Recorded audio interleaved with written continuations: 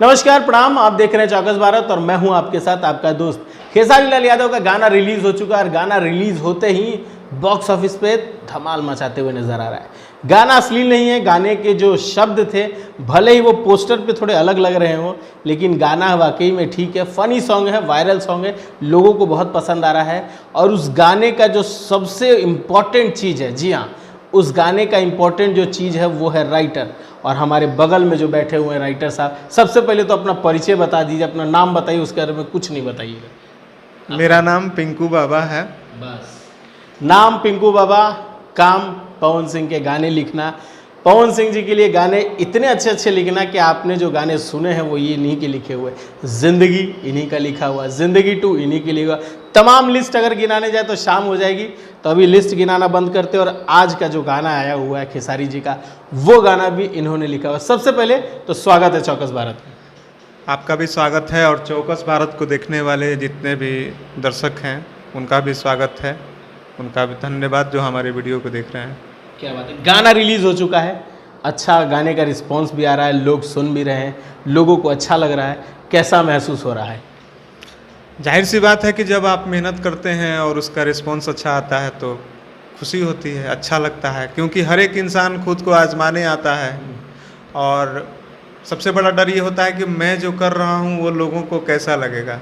और जब लोगों को सपोर्ट मिलता है तो बड़ा आनंद आता है, चाहे वो आप गीतकार हों, गायक हों या फिर नेता हों, जो भी हो, अगर आपकी बात लोगों के बात से मिल गई तो उसमें तो खुशी होती ही है, आनंद मिलता ही है, तो अच्छा लग रहा है।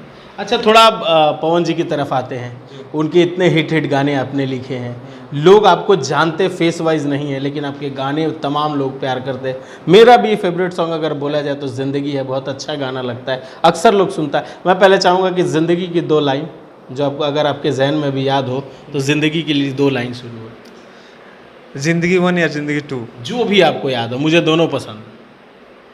जिंदगी 2 तो ये है कि एक दिन जिंदगी से हो गइल मुलाकात फुर्सत में, कि एक दिन जिंदगी से हो गइल मुलाकात फुर्सत में, तो पूछ लिहनी असलियत के सवालात फुर्सत में, कि एक दिन जिंदगी से हो गइल मुलाकात फुर्सत में। क्या बात है, क्या बात। अब जिंदगी 1 भी हो जाए एक बार, थोड़ा सा अगर याद हो, हुक लाइन। जरूर।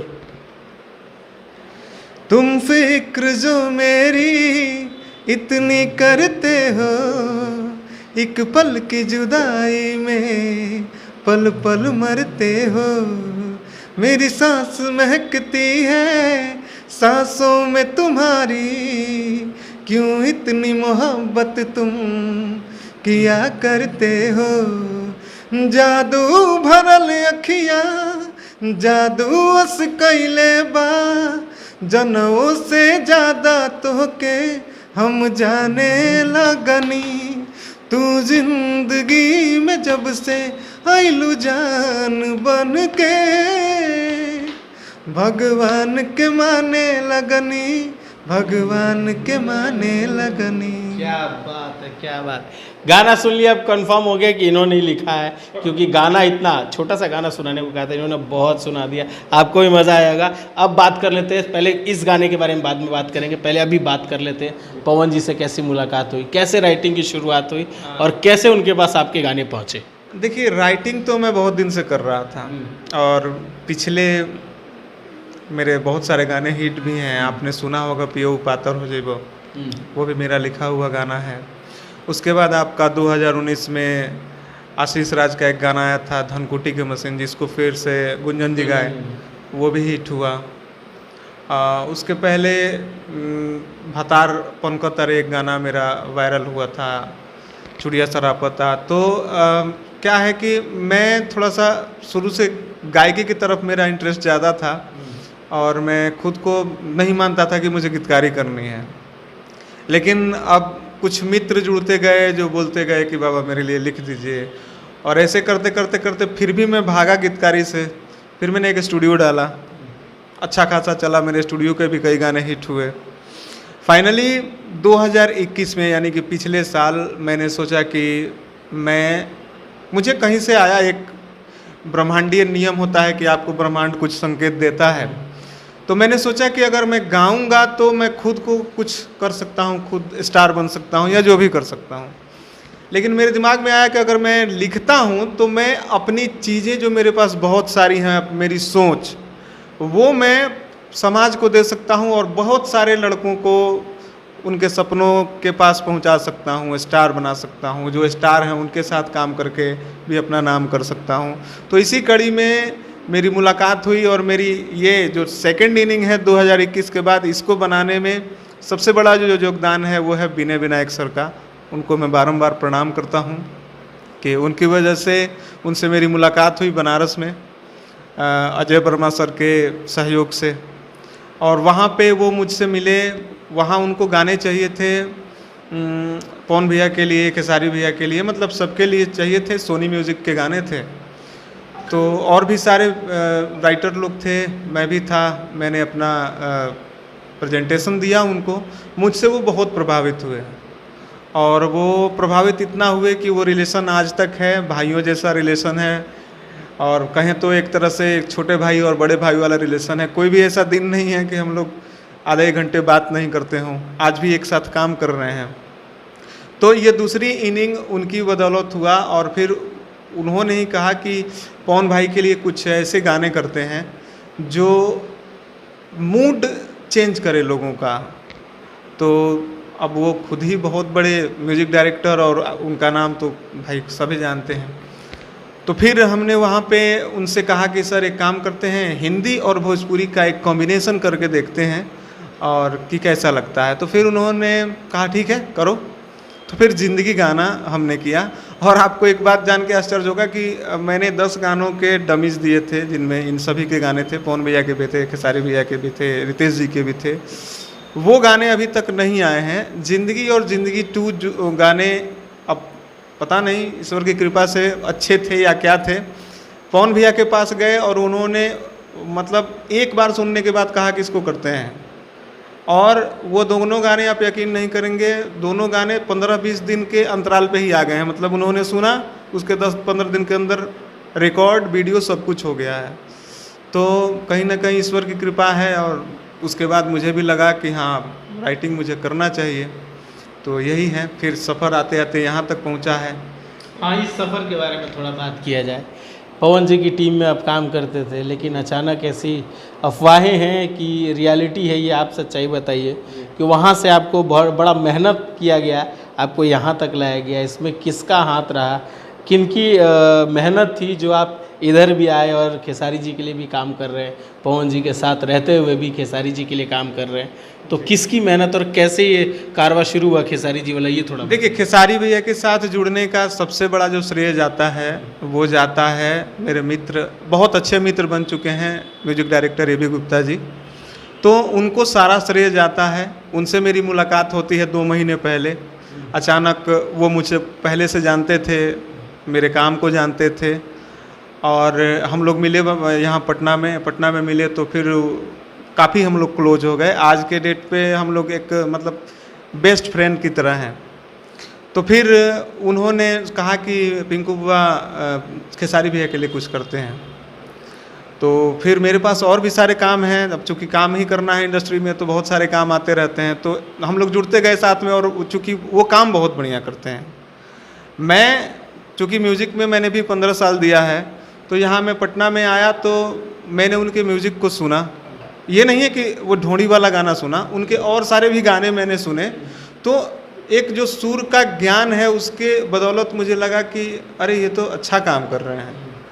तो कहीं ना कहीं तो आपको टीम एक बनानी पड़ती है। तो एक तो विनायक सर हैं जिनके साथ मेरी बॉन्डिंग अच्छी है। मुझे पटना में इनके साथ लगा कि मेरी टीम बनानी चाहिए। तो फिर थोड़ा बहुत हमने काम किया। उसके बाद एक दिन अचानक मैं उठा, अपने मोबाइल को स्क्रॉल कर रहा था, तो उसमें मैंने वो चाट के मर्जा वाला एक वायरल वीडियो देखा, तो मुझे लगा कि इस पर कुछ करना चाहिए। फिर मैं इनके पास आया और बोला कि इस पर कुछ करते हैं, तो इन्होंने भी देखा हुआ था, बोले कि हाँ इसके लिए कुछ करते हैं बाबा, हम भैया के लिए बनाते हैं। फिर हमने बैठ के ट्यून कंपोज किया, और ट्यून कंपोज करने के बाद हमने लिरिक्स लिखा, उनके पास गया, और किस्मत की बात है कि वो सुने और बोले कि इसको आज ही डब करते हैं। क्या बात है। गाना उनको इतना अच्छा लगा कि ए.बी. गुप्ता जी से बोले कि ए.बी. इसको आज ही करते हैं, मुझे म्यूजिक फाइनल चाहिए। तो फिर इन्होंने स्क्रैच म्यूजिक का स्क्रैच बनाया, और मैंने रात में 11:30 बजे के आसपास गाने को लिखा। लगभग 10 दिन पहले की ये बात है। तो फाइनली अब गाना आपके बीच में है, कल सुबह में आएगा। तो ये इसकी कहानी है। क्या बात है। अच्छा, अब थोड़ी सी जो लड़ाई झगड़े वाली बात होती है, जो कंट्रोवर्शियल होता है, उस पर आ जाते हैं। एक दो सवाल उसमें से बनता है। अब आप काम कर रहे हैं खेसारी जी के लिए, तो क्या पवन जी की टीम से आपको थोड़ा सा निराशा हाथ लगेगी कि दोनों का सामान्य तौर पे काम चलता रहेगा? देखिए, अब ये इन दोनों के ऊपर डिपेंड करता है, क्योंकि मैं इनसे बहुत जूनियर नहीं हूँ। साल, 1.5 साल, 2 साल यही मैं जूनियर होऊंगा।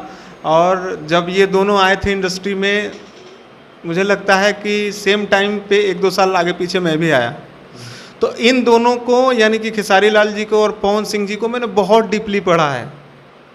मीन्स कि ये क्या गाएंगे, इनके मुंह से क्या अच्छा लगता है, और मैं दोनों का टेस्ट जानता हूँ। ये आप इस गाने में भी देखेंगे, और आपने ज़िंदगी और ज़िंदगी 2 में भी देखा हुआ है कि मैं इनका टेस्ट कितना बढ़िया से जानता हूँ। तो मैं यही चाहता हूँ कि अभी हमारी इंडस्ट्री जो है बहुत छोटी है, और मैं रिक्वेस्ट भी करूँगा जो भी हमारे सीनियर हैं, जो भी हमारे बड़े कलाकार हैं, उनसे रिक्वेस्ट करूँगा कि आइए हम लोग इंडस्ट्री को सबसे पहले बड़ा बनाएं, इसके बिजनेस को बड़ा बनाएं, इसको पंजाबी या हिंदी के लेवल तक ले जाएं। और हम अब मुझे इतना मतलब ये है ना कि हमारे कलाकारों के पास उतना है, वो गट्स है कि हम वहाँ ले जाके जा सकते हैं। बस अभी ये लड़ने का समय अच्छा नहीं है। मेरे ख्याल से सबको मिल के काम करना चाहिए, और सबको एक साथ मिल के और इस इंडस्ट्री को कितना ऊपर तक ले जा सकते हैं उसके बारे में सोचना चाहिए। और मुझे लगता है कि अगर मतलब सब लोग अच्छा सोचेंगे तो मैं सबके साथ काम करूँगा। क्या बात है, क्या बात है। आने वाले प्रोजेक्ट के बारे में बात कर लेते हैं। आने वाला जो प्रोजेक्ट है खेसारी जी, पवन जी के साथ, कौन कौन सा और बेहतर प्रोजेक्ट आपका आने वाला है? जी, मैं बता दूं कि ज़िंदगी 3 पे भी वर्क चल रहा है, और खेसारी भैया का भी एक गाना पेंडिंग पड़ा हुआ है बहुत दिन पहले से। वो विनायक सर का म्यूज़िक किया हुआ है। उसके अलावा अभी पवन भैया के और भी गाने हैं, चूँकि पवन भैया या खेसारी भैया इतने ऊपर हैं, इनका कद इतना बड़ा है कि इनके बारे में आप कुछ भी एडवांस नहीं बोल सकते कि ये गाना आ रहा है, वो गाना आ रहा है, क्योंकि हो सकता है कि जो हम कुछ बोल दें और उसका कोई प्लान ही न बने, क्योंकि इनके पास भीड़ है बहुत। तो वैसे गाने बहुत सारे पाइपलाइन में हैं, और इनके साथ ए.बी. गुप्ता जी के साथ भी मिल के हमने खेसारी भैया के लिए काफ़ी अच्छे गाने प्लान किए हैं। तो यही है। अच्छा, जाते जाते मैं चाहूँगा इस गाने को, रिलीज हो चुका है, इस गाने के जो लाइन है वो थोड़ा सा गुनगुना दीजिए। गाने के लिरिक्स चूँकि अभी मुझे याद नहीं है सही से, ठीक है। तो अब ये है इस गाने में कि अब तक जो था कि लड़के बोलते थे कि तू तो जौहर लगा तरु, ठीक है, और लड़की आजीज आ गई हैं, लड़कियां आजीज आ गई हैं, क्योंकि जौहर लगा तरु, बम लगा तरु, ये तो काफ़ी आया है। तो लड़की अब बोलती है कि जब जौहर लागत हैं ताव चाट के मर जो। तो इहन बा, जब जौहर लागत हैं तो चाट के मर जो। इस गाने का फाइनल थीम यही है, कॉमेडी है, और बस यही है। चलिए, हमको टाइम देने के लिए और हमसे बात करने के लिए आपका बहुत बहुत शुक्रिया। आप देखिए, आप लोग ऐसा बोलते हैं तो अच्छा नहीं लगता है, क्योंकि आपकी वजह से जो हमारा फेस पर्दे के पीछे होता है, हमें भी पब्लिक जानती है। तो आपका बहुत योगदान है, और आपका बहुत बहुत धन्यवाद है, जो हम जैसे बैक स्टेज आर्टिस्ट को आप फ्रंट पे लेके आते हैं। इसके लिए आपका बहुत बहुत धन्यवाद। और आप जितने भी मतलब इस मीडिया बिरादरी के लोग हैं, आपका बहुत योगदान है कि आज छोटे मोटे कलाकारों को या गीतकारों को या संगीतकारों को पहचान मिल रही है। लोग जान रहे हैं कि इसके पीछे का जो खेला है उसने किसने किया है। तो इसके लिए आपका बहुत बहुत साधुवाद और बहुत बहुत धन्यवाद। क्या बात है। चलिए, बाबा को प्यार दीजिए, साथ ही साथ गाने को बहुत ज़्यादा प्यार दीजिए और इस चैनल को सब्सक्राइब कीजिए और प्यार कीजिएगा। फेसबुक पे आप वीडियो देख रहे हैं तो एक बार फॉलो ज़रूर कीजिएगा। बाकी खबरों के लिए देखते रहिए चौकस भारत और मुझे दीजिए इजाज़त। मेरे स्टाइल में नमस्कार।